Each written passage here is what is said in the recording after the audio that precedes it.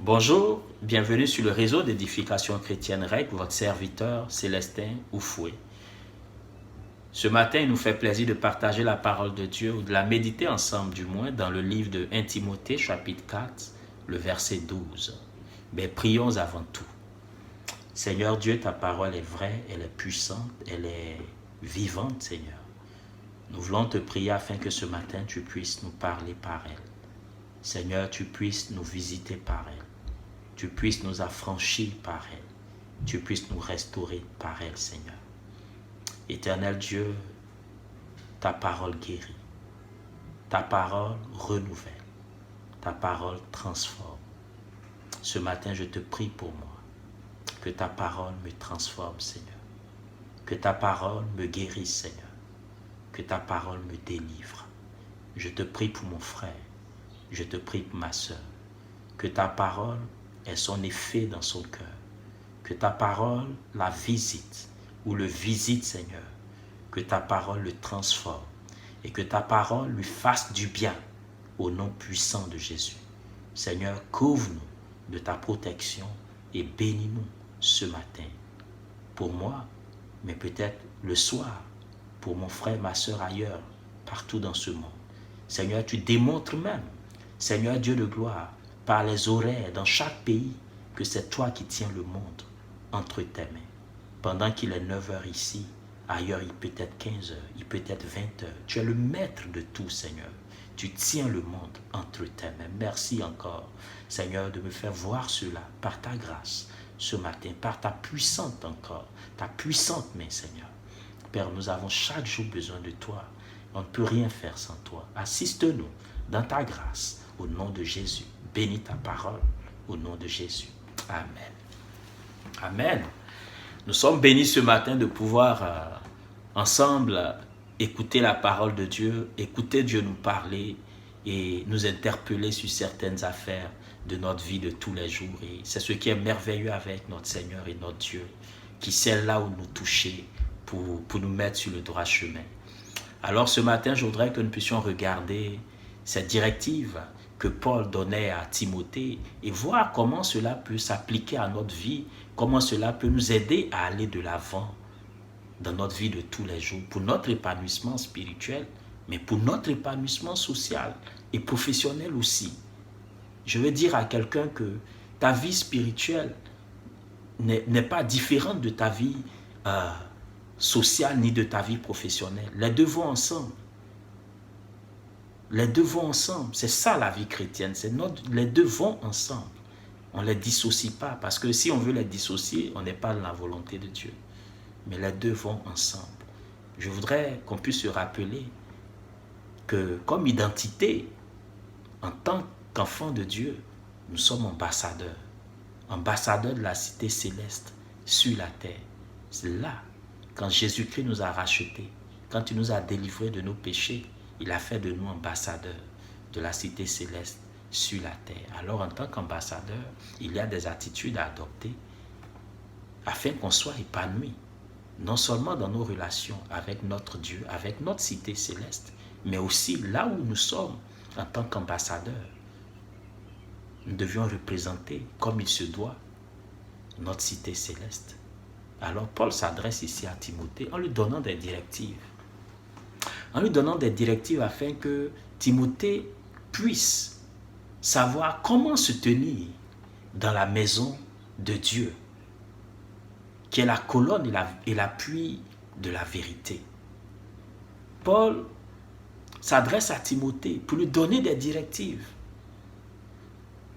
afin qu'il s'exerce à la piété. Il lui donne des directives afin qu'il puisse savoir se tenir à l'endroit de ses aînés qu'il dirige, à l'endroit des femmes, des veuves particulièrement, à l'endroit des jeunes gens, à l'endroit de ceux qui sont de sa promotion. Alors Paul est en train de coacher Timothée. Au verset 12, il va s'adresser à lui particulièrement, mais il va s'adresser à lui dans son comportement personnel. Et c'est ce que Dieu veut faire avec nous ce matin. Dieu veut s'adresser à moi dans chaque domaine de ma vie. et toi aussi veut s'adresser à toi dans chaque domaine de ta vie. Je vais lire le verset. Que personne ne méprise ta jeunesse, mais sois un modèle pour les fidèles en parole, en conduite, en amour, en foi, en pureté. Alors Paul dit que personne ne méprise ta jeunesse. Mais quand il parle de jeunesse ici, il faut noter que Timothée n'était pas un jeune de 15 ans, un jeune de 18 ans. Il avait un certain âge quand même. Il n'était pas tout à fait jeune en tant que tel. Mais Timothée avait des aînés dans sa communauté. Il avait des personnes plus âgées que lui, des personnes même plus expérimentées dans la vie de tous les jours que lui, qui avaient même plus de compétences dans certains domaines que lui. Mais Paul va s'adresser à Timothée et puis va dire, mais que personne ne méprise ta jeunesse. Que ta jeunesse ne soit pas pour d'autres un sujet de raillerie à ton égard. Que ta jeunesse ne soit pas vilipendée. Que la jeunesse ne soit pas une occasion pour qu'on te banalise, on te ridiculise. Il dit que personne ne méprise ta jeunesse, que personne ne te rejette à cause de ce que tu es jeune. Que personne ne te rejette à cause de ce que tu es jeune. Alors, il va lui donner les éléments sur lesquels il va s'appuyer pour ne pas qu'il soit méprisé. Il arrive souvent qu'en tant que jeune, quand vous arrivez ou quand on arrive dans des rencontres, dans des colloques, dans des moments de discussion, les aînés vont dire, oh, vous les jeunes là, taisez-vous. Oh, vous les jeunes là, vous n'avez pas droit à la parole. Pourquoi? Parce que vous n'avez pas l'expérience. Pourquoi? Parce que vous n'êtes pas des modèles. Pourquoi? Parce que vous n'avez pas votre mot à dire. Ce que vous dites ne peut pas compter. La jeunesse est méprisée. Ou les aînés, ceux qui sont plus âgés, vont vous faire croire que vous ne valez rien, que vous n'avez aucune capacité en tant que jeune. Alors Paul est en train de dire à Timothée que la jeunesse ne soit pas un moyen de mépris pour toi, mais que ta jeunesse là soit une maturité pour ceux qui sont autour de toi. Quand ils te regardent en tant que jeune, mais qu'ils voient la maturité en toi. Alors le titre de notre passage est intitulé « Sois un modèle ». Alors mon frère, ma soeur, soyons des modèles. Mais pourquoi? Pour ne pas qu'on nous méprise. Pour ne pas qu'on nous méprise. Soyons des modèles. Je fais exprès pour ne pas ajouter jeune là-dessus. Parce qu'on peut être âgé, on peut être aîné, on peut être grand ou quoi que ce soit, et puis l'on peut être méprisé. Pourquoi? Parce qu'il y a 5 éléments que nous n'appliquons pas dans notre vie pour être des modèles, pour ne pas être méprisés. Il y a 5 éléments. Alors c'est ces 5 éléments-là que nous voulons regarder ici, afin que l'on ne soit point méprisé. Soyons des modèles. Alors le premier élément que Paul donne ici à Timothée, il lui dit que personne ne méprise ta jeunesse, mais sois un modèle en parole. Il lui dit, mais sois un modèle en parole. Donc le premier élément que je voudrais que tu puisses retenir, que nous puissions retenir, c'est que nous puissions être des modèles en parole. Pourquoi nous devons être des modèles en parole? Nous devons être des modèles en parole parce que nos paroles nous représentent. Nous devons être des modèles en parole parce que par nos paroles, nous bénissons.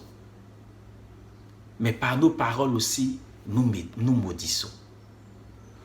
Nous devons être des modèles en parole. Parce que lorsque nos paroles sont déshonnêtes, lorsque nos paroles sont trompeuses, lorsque nos paroles sont des paroles de roublardise, l'on nous méprise. Lorsque nos paroles ne sont que des paroles de plaisanterie, l'on nous méprise. Lorsque nous mentons, nous ne disons pas la vérité, l'on nous méprise, c'est-à-dire l'on nous rejette, l'on ne nous respecte pas. Pourquoi? Parce qu'on n'est pas des modèles en parole. Nous ne sommes pas des modèles en parole. Veillons sur nos paroles. Il dit à Timothée, sois un modèle en parole. Sois un modèle en parole parce que tu as devant toi des aînés, des personnes plus âgées que toi, qui ont même plus d'expérience que toi. Alors, à ces personnes-là, quand tu t'adresses, il faut être respectueux dans tes paroles. Ce n'est pas parce que tu as la responsabilité, que tu as la charge, que tu vas t'adresser aux gens n'importe comment, qu'ils soient âgés ou jeunes de ton âge. Mais sois un modèle quand tu es en train de discourir. Sois un modèle quand tu es en train de t'adresser aux autres. Il le dit dans Colossiens au chapitre 4, le verset 6, que je vais lire. Il dit, Colossiens 4 au verset 6, Paul dit ici, que votre parole soit toujours accompagnée de grâce. Que votre parole soit toujours accompagnée de grâce, assaisonnée de sel, afin que vous sachiez comment il faut répondre à chacun. Que nos paroles soient toujours accompagnées de grâce, assaisonnées de sel. Que nos paroles aient un bon goût. Le sel va faire en sorte que la nourriture ne se gâte pas ou va préserver la nourriture en un mot. Il soit assaisonné de sel afin qu'elle l'ait. Quand on vous écoute, on soit content de vous écouter. Mais pas parce que vous êtes en train de mentir, mais on soit content de vous écouter parce que vous êtes en train de dire la vérité. Assaisonné de grâce, c'est-à-dire des paroles qui font du bien aux autres et non des paroles qui viennent les détruire. Par notre langue, l'on peut faire vivre, comme par notre langue, l'on peut tuer. Alors Paul dit à Timothée, sois un modèle en parole. Dieu est en train de nous dire ce matin, soyons des modèles en parole. Deuxième élément essentiel, il dit, sois un modèle en conduite. La conduite et la parole ici sont juxtaposées. Ce n'est pas en vain. Parce que souvent, nos paroles vont refléter nos conduites. Alors, il dit, ta conduite doit être exemplaire.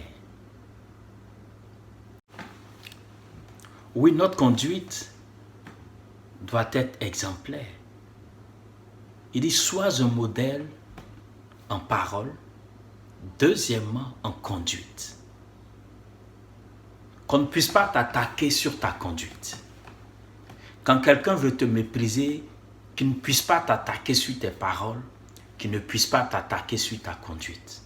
Alors, si dans tes paroles et dans ta conduite, tu es un modèle, celui qui veut t'attaquer, tes paroles vont parler en ta faveur. Et ta bonne conduite va parler en ta faveur. Le troisième point,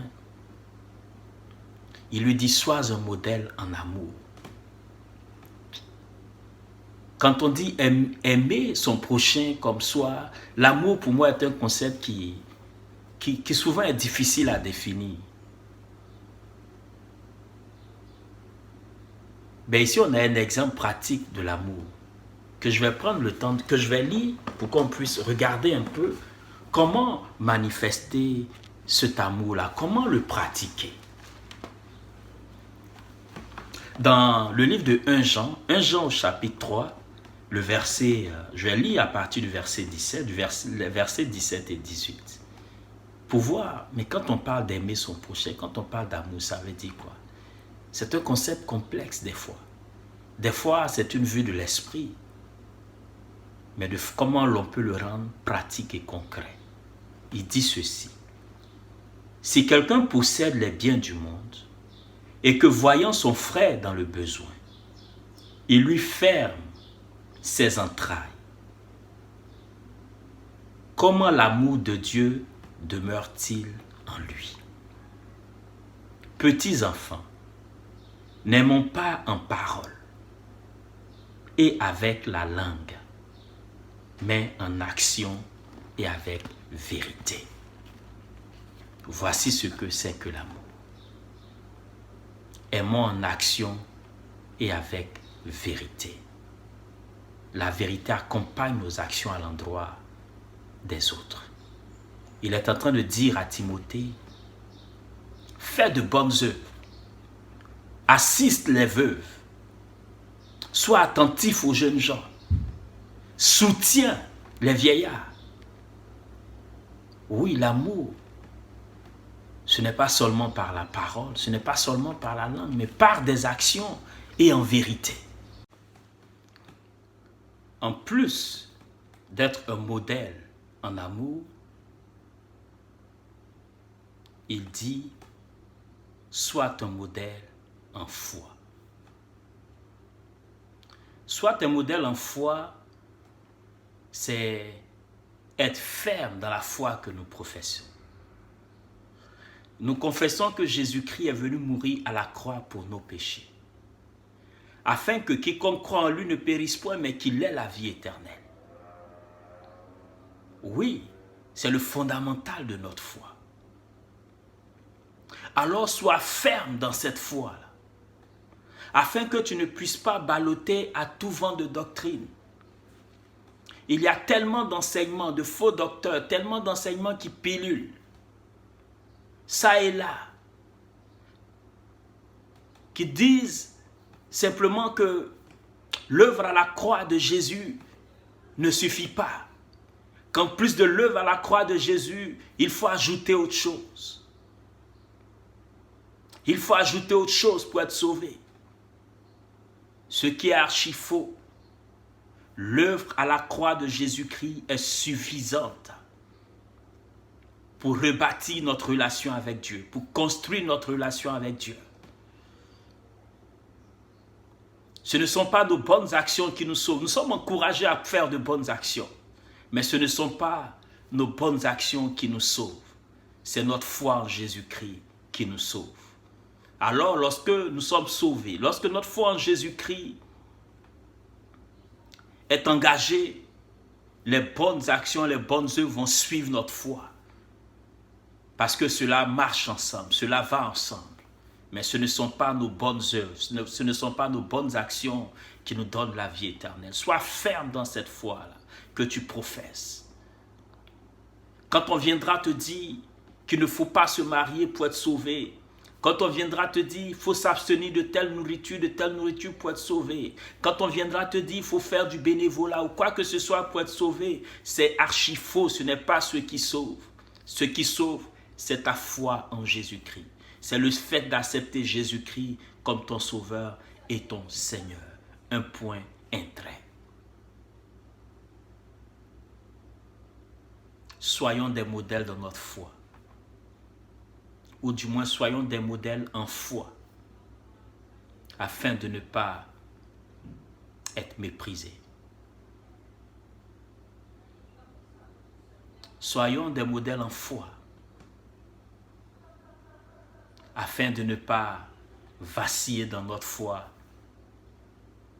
à toutes les fois que chaque faux docteur, faux enseignement viendra nous présenter quelque chose. Oui, est menteur celui qui dit que Jésus n'est pas le Christ. Il dit, sois ferme dans la foi que tu professes. Premier élément, soyons des modèles en parole. Deuxième élément, soyons des modèles en conduite. Troisième élément, soyons des modèles en amour. Quatrième élément, soyons des modèles en foi. Et le cinquième élément, soyons des modèles en pureté. Être un modèle en pureté, c'est marcher en conformité avec la parole de Dieu. C'est marcher dans la sanctification. C'est rechercher à faire plaisir à Dieu par notre conduite, dans tout ce qu'on fait, par la pureté de nos pensées, la pureté de nos actions. Donc la pureté morale. Rechercher à honorer Dieu par la sanctification de notre vie. Parce que Dieu, il est saint. Alors il dit à Timothée, pour ne pas que ta jeunesse soit méprisée, pour ne pas que l'on te méprise, sois un modèle en pureté. Vis pas comme tu veux, mais vis comme Dieu veut. Agis comme Dieu veut. Que tes pensées soient renouvelées comme Dieu veut et non comme le monde le veut. Appuie-toi du moins sur ton Dieu. Oui, sois un modèle en pureté. Alors frères et sœurs, je voudrais ce matin que nous puissions faire nôtre ces 5 éléments essentiels que Paul donne ici à Timothée pour son épanouissement personnel, pour son épanouissement dans sa relation avec les autres, pour son épanouissement dans sa relation avec Dieu. Soyons des modèles pour ne pas être méprisés. Soyons des modèles en parole. Oui, qui ne sortent pas de notre bouche des paroles déshonnêtes. Oui, soyons des modèles en conduite. Soyons des modèles en amour. Soyons des modèles en foi et soyons des modèles en pureté. Quand on parle d'être un modèle, en couture, on parlera de modèle ou de patron. C'est l'esquisse qui va être fait sur papier pour voir comment il est présenté. Et quand il est validé, on trouve qu'il est bon, on va le reproduire sur les tissus afin que l'on puisse les porter. Parce que le modèle, il était bon, on l'a reproduit. Alors soyons des modèles pour les autres. Quand on nous regarde, qu'on puisse donner envie d'être reproduit. Soyons des modèles. Dans l'immobilier, ceux qui construisent, ceux qui ont des projets immobiliers, ils vont vous faire une maison modèle. Cette maison modèle, la population ira la regarder, ceux qui sont intéressés vont la regarder et si elle leur convient, alors oui, nous sommes d'accord, nous aimons la maison modèle, donc vous pouvez les reproduire pour nous. Frères et sœurs, soyons des modèles à la gloire de notre Dieu, afin que son nom soit élevé. Non seulement afin que son nom soit élevé, mais afin que nous-mêmes, l'on ne nous méprise pas. Alors, Paul est en train de donner à Timothée ici les secrets pour ne pas être méprisé. Parce que quand quelqu'un veut te mépriser, il va aller sur tes paroles en premier. Quand il ne trouve rien à dire sur tes paroles, il va aller sur ta conduite. Quand il ne trouve rien à dire sur ta conduite, il va aller dans ta relation avec les autres, ton amour à l'égard des autres. S'il ne trouve rien à dire là-dessus, il va aller sur ta foi. Et quand il ne trouve rien sur ta foi à dire, il va aller sur la pureté, sur la sanctification. Veillons les uns sur les autres. Veillons à ce que la parole de Dieu soit manifeste dans nos vies. Alors si quelqu'un d'entre nous a une difficulté avec l'un de ces 5 éléments que je viens de citer, va à ton Père, va à Dieu et demande au Seigneur de te donner les capacités ou de te restaurer par rapport à cela. Oui, ton Dieu peut compatir à tes faiblesses et te secourir. Si dans l'un de ces 5 éléments, tu as de la misère, de la difficulté, va au pied du Maître, va au pied de ton Dieu et présente-lui ta faiblesse. Et dans sa grâce, il viendra à ton secours. Que le nom du Seigneur soit béni, qu'il nous fasse du bien et qu'il te bénisse. Que sa paix et sa grâce puissent t'accompagner, te fortifier dans tous les domaines de ta vie. Sois béni.